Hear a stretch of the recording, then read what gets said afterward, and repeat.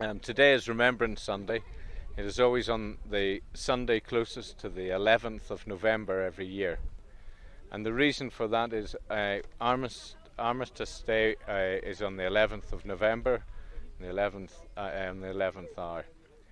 And we, within the British society, not just the military, remember all the fallen of all wars on this day, wherever the campaign may be, and even those of our enemies.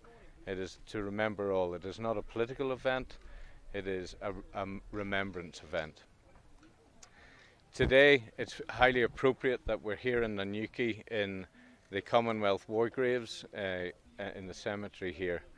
Many East Africans, and in particular Kenyans, fought in both the First and Second World Wars, and many are laid here to rest.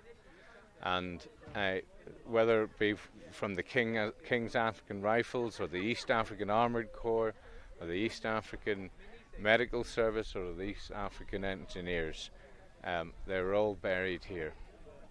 So it's a poignant day, and for some people it's remembering individual people who they fought with.